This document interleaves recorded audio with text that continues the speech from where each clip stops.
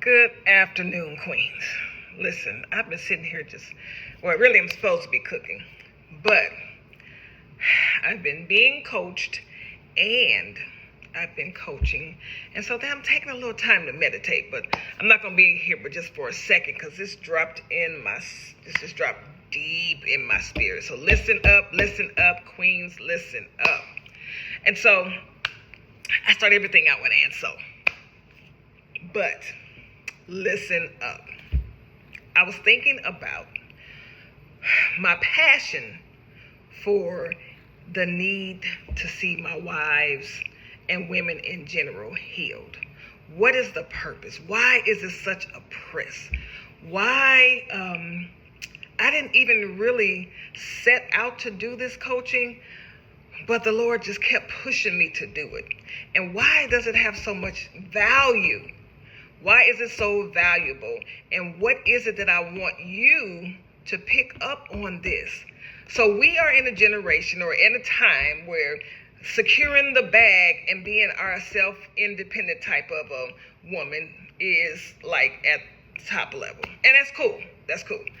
But do you not understand that if you are not trying to secure peace of mind, what Proverbs 31 talks about as far as the wife, because most women are looking for a mate or wanting to be found. And then those of us that are wives, as we get to a certain age, being in the right standing becomes very important, and for you to feel good about that. So everybody's talking about how submission is such a bad word. Well, not for everybody.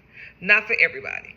So being a Proverbs 31 wife or a woman, and I was reading this, it talks about being clothed in strength and dignity. Now, dignity and strength, it takes God to give us that, but in encompassing all of that, that means we have to be trustworthy. That means that we have to be able not to be the head of our house because that's our husband, but we have to lead our house as far as the wife, making sure things are in order, making sure that we are in a place to be a good helpmeet. But how can we be trustworthy? How can we be that great helpmeet? How can we be a helper to anybody if we are hiding from the healing from within that we need and we're running from it? I want to tell you, look for some amazing conversations and testimonies from wives and women who have dared to step out. It's not me, but God has entrusted me with them. And as they're healing, me too. In areas I've conquered the foundation, but how many do you know, as I'm coaching, God is coaching me. So I am just as accountable or more for what we talk about, what I give out, the intuitive conversations that God drops in me as I'm coaching them. It's so, listen, Linda.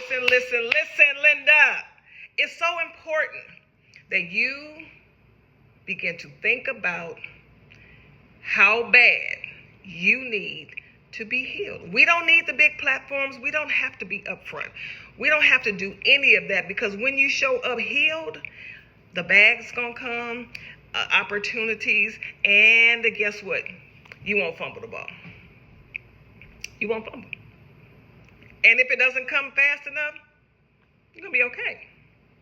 You're going to be okay with the assignment that God has given you as the wife. He's going to reward us openly. So I just had to come on and say that.